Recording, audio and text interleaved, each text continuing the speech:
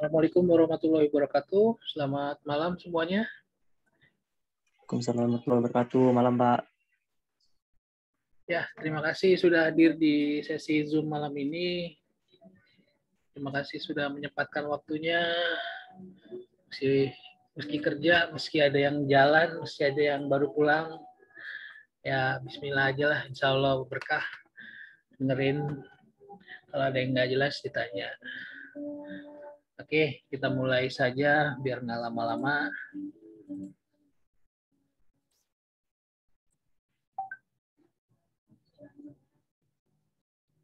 Perasaan udah saya ACC semua. Coba.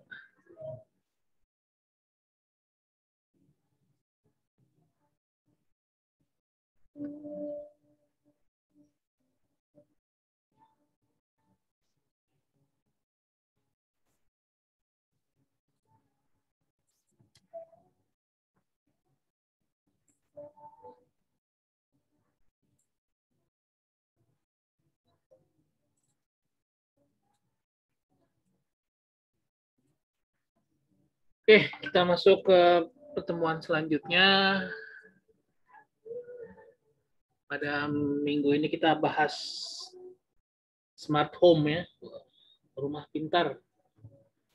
Nih kalau kalian searching di Google, tulis aja rumah pintar Google gitu ya. Ada muncul videonya, YouTube-nya. Jadi salah satu apa ya, perusahaan yang bikin rumah benar-benar pintar itu ya Google. Karena mereka membuat atau menerapkan AI itu benar-benar nyata gitu ya. Jadi ketika contohnya seperti ini, misalkan kalian datang pulang gitu ya, nggak perlu buka pintu lagi, pintu terbuka sendiri. Ketika masuk, chatnya berubah menurut mood kalian. Terus giliran ke dapur sudah disediakan air, terus mau makan sudah disiapkan sesuai yang kalian mau ya gitu. Terus pertanyaan saya cuma satu gitu, nanti istrinya ngapain tuh gitu kalau punya suami kalau suami pulang kerja kayak gitu, istrinya ngapain gitu di rumah gitu. Nah jadi sangat luar biasa ini perkembangan AI-nya ya. Jadi dari segi mood dibahas semuanya tuh. Ini moodnya bagaimana nih kalian gitu? Apakah lagi senang, lagi sedih gitu kan? Jadi warna temboknya itu menyesuaikan dengan mood kalian.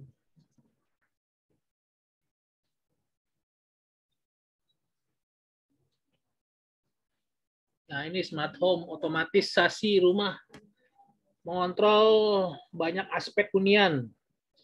Bisa dari handphone tadi ya, sampai yang tercanggih itu mood kalian tuh dibaca sama Google.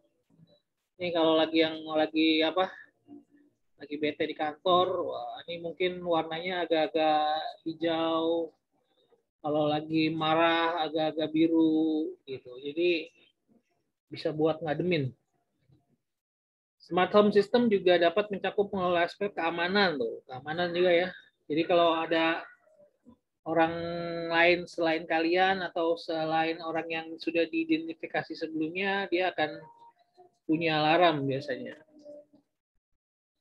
Atau dia menghubungi pihak keamanan setempat untuk diperiksa. Nah, itu dia ya. Jadi kenyamanan penghuni itu benar-benar dikedepankan. Nah, jadi dari pencurian, terus ada orang-orang yang tidak berkepentingan, itu biasanya sudah dideteksi dari awal. Nah, jadi itu dari segi keamanan gitu ya. Baru masuk aja orang mau maling nih, mungkin dari Google udah ada ini ya. Orang baru niat aja mau udah ketangkep gitu ya gitu. Itu canggih itu. Belum melakukan apa-apa gitu. Tapi mau niat nyolong gitu. Wah, ini mau niat orang baik. Nah, itu bisa saja terjadi. Kenapa? Misalkan dari face pembacaan dari wajah ya, mungkin wajahnya gitu. Nah itu AI itu kerjaannya. Nah jadi bisa ngedeteksi sejak dini.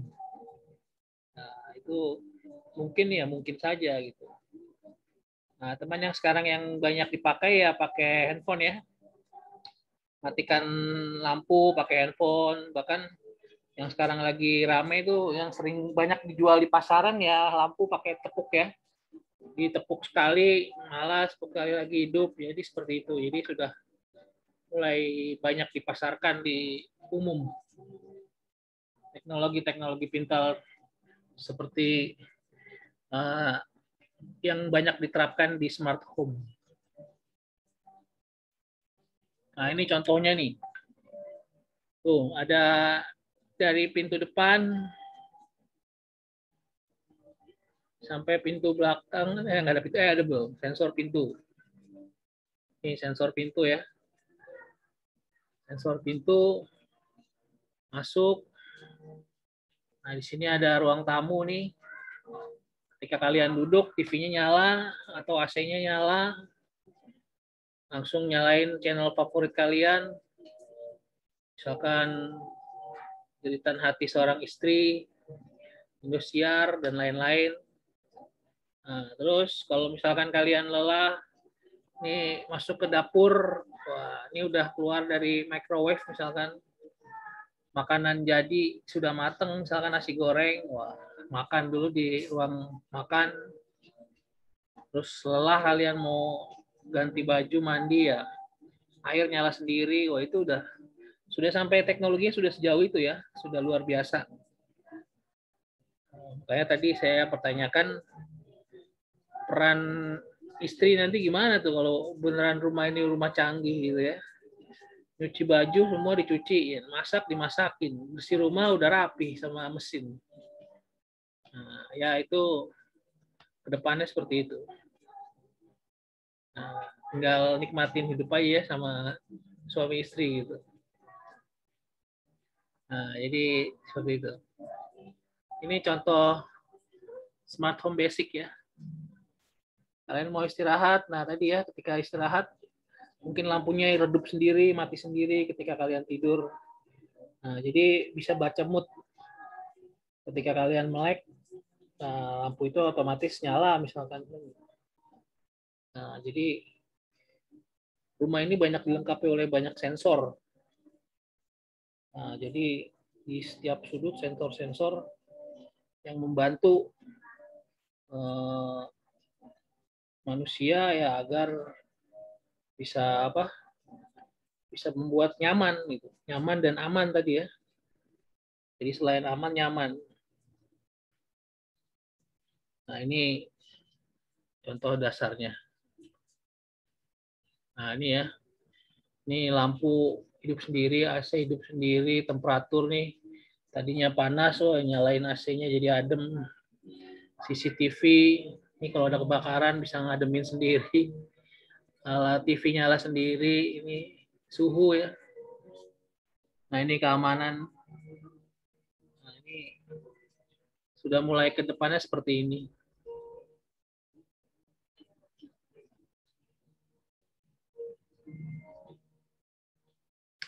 Keunggulan smart home memudahkan pengaturan. Semua pengaturan ya dari lampu sampai keamanan itu biasanya pakai smart home, pakai aplikasi ya. Satu aplikasi bisa dipakai semuanya. Nah, terus lebih efisien dan hemat energi. Nah, mungkin pakai energi ini ya matahari ya. Nah itu jadi lebih ramah lingkungan. Nah, semua dapat dilakukan dengan cepat melalui layar ponsel kalian. Nah, itu. Memberikan rasa tenang. Nah, ini udah tinggal aja ya rumah ya, istilahnya ya. Nggak perlu dikunci-kunci, nggak pegang kunci. Karena kuncinya ya kalian sendiri gitu ya. Kalian datang ke rumah ya kalian kuncinya gitu. Kayak mobil-mobil terbaru kan, Mercy, BMW itu nggak perlu pakai kunci lagi. kuncinya kantongin aja gitu. Nanti ya hidup sendiri kalau kalian ada di dalam. Gitu. Jadi udah aman, udah tenang. Nyamannya tingkat tinggi. Nah iya ya, udah otomatis nyaman. Ketika bayangkan ketika semua keinginan kalian tercapai gitu ya. Wah itu luar biasa. Yang tadinya kasurnya tidur di bawah misalnya jadi empuk, yang tadinya panas jadi adem, yang tadinya nggak bisa masak dimasakin, semua seperti itu. Jadi mengedepankan kenyamanan pemilik.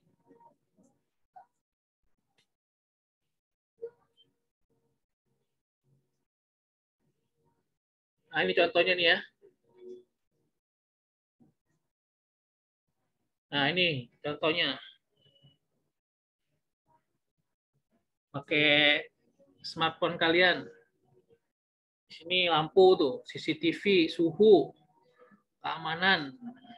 Nih ya bisa dilihat ya lampu nih. CCTV, temperatur, keamanan nih, kunci pintu. Nah ini musik.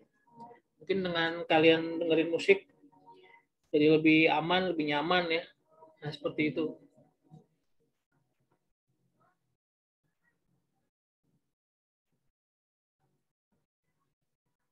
Nah ini contoh selanjutnya. Nah ini kunci ya. Nah ini udah mulai banyak nih. Sekarang pakai kuncinya pakai pin. Ya sebenarnya sih kalau mau dirusak rusak aja ya, gampang gitu ya, tinggal hancurin. Tapi ya secara logika ya kalau nggak tahu pinnya nggak bisa masuk, nggak terbuka engselnya ini. Nah, ini apa udah ada yang pernah pakai di rumah? Ada yang pernah pakai nggak di rumah ini? Ini fingerprint ya, tuh pakai fingerprint tuh. Jadi double, jarinya dimasukin ke yang putih-putih itu tengah-tengah, masukin pinnya. Wah itu udah dua teknologi tuh. Pakai fingerprint. Cuman masalahnya kalau apa ya? Kalau ada orang kalian dititipin rumah gitu, terus orangnya fingerprintnya kan otomatis beda gitu ya, dan dia belum daftar gitu, itu otomatis pasti dianggap pencuri gitu. Nah seperti itu. Harganya mahal kali Pak itu Pak. Siapa? Harga kunci rumah kayak gitu mahal kali Pak, khusus hotel-hotel doang nggak? Ya harganya mahal. Jadi memang rumah-rumah tertentu lah yang pakai teknologi ini.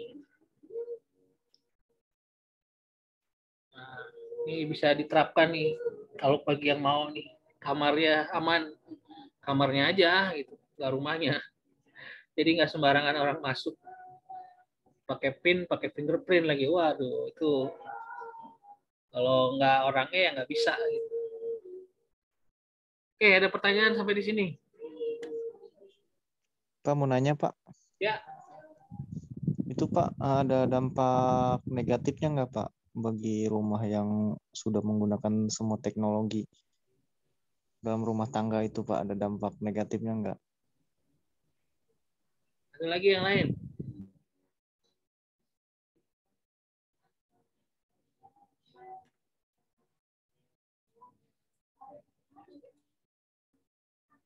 Ada lagi yang mau nanya?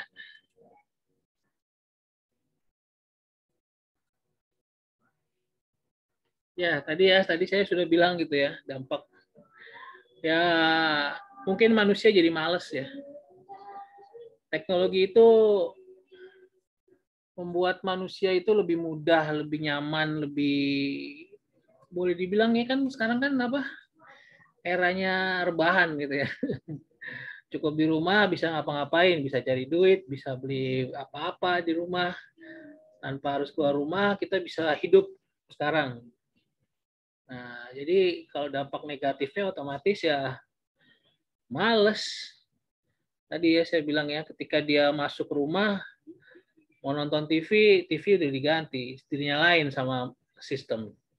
AC udah langsung di-on-onin. Jadi kita nggak keluar tenaga, kita tinggal duduk manis. Mau makan, udah ada yang masakin. Auto rapi, selesai, makan. Mau tidur, nah, Tadi saya bilang, makanya pertanyaan saya, istrinya ngapain nih kalau di rumah seperti ini kan gitu.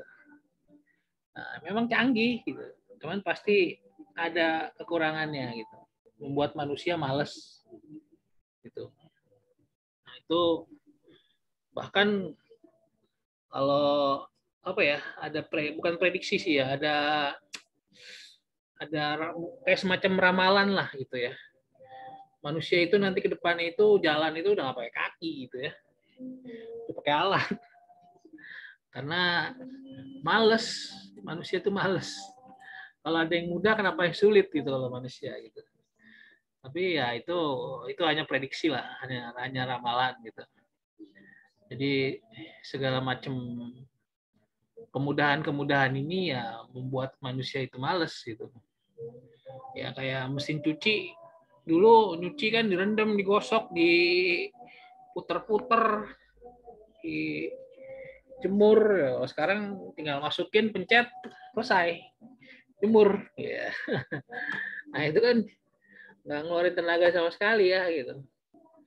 Ya memang nggak jauh-jauh lebih mudah gitu. Tapi apakah itu benar-benar efektif buat kehidupan manusia gitu? Ya kalau untuk banyak sih oke gitu ya.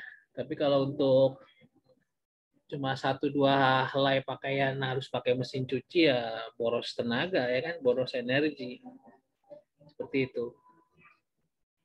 Ada lagi yang mau tanya? Itu Pak berarti dampak negatifnya itu pengaruh ini apa ya, pengaruh ke manusia itu jadi bikin males, sebul gitu Pak ya. Jadi Ya betul. gimana ya, ngandelin teknologi mulu ya Pak ya. Kalian pernah dengar apa logonya Nokia nggak? Apa sih? Iya Pak. Tagline-nya, tagline. Tagline Nokia itu dulu itu connecting people. Artinya apa? Menghubungkan orang yang jauh tuh jadi dekat. Tapi kalau sekarang terbalik. Sekarang tuh yang udah dekat jadi jauh. Ada nggak yang di rumah nih? Mohon maaf nih, saya tanya sama kalian semua. Satu rumah tapi chatting, ada nggak? Ada, saya rasa seperti itu. Satu rumah tapi karena malas keluar kamar, malas interaksi sama adik, kakak, orang tua, chatting malah. Ada, saya yakin pasti. Kamar aja. Ada yang kayak gitu. Isolasi mandiri kali, Pak. Bukan isolasi mandiri. Maksudnya dia menutup diri lah. Dia memang bisa melihat dunia dengan internet, tapi dia menutup dirinya sendiri untuk orang sekitar. Gitu.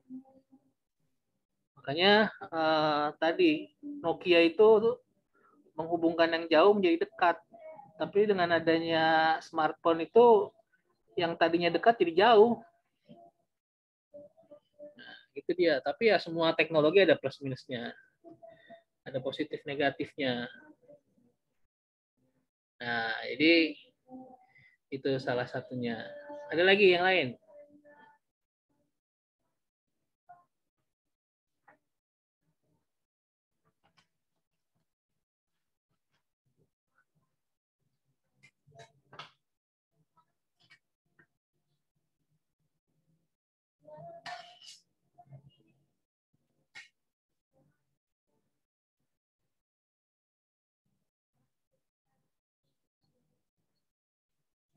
Ada lagi yang lain?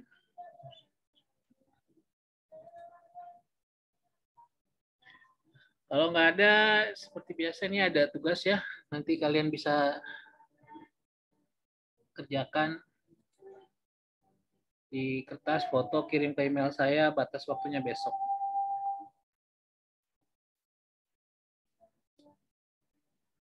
Ada pertanyaan lagi? Cukup Pak. Nggak ada?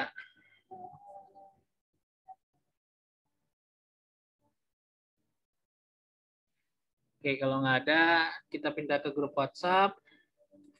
Terima kasih sudah gabung sesi Zoom malam ini. Terima kasih sudah hadir. Semoga semuanya sehat, banyak rezekinya, jauh dari COVID-19. Amin, amin, ya rabbal alamin. Saya tutup.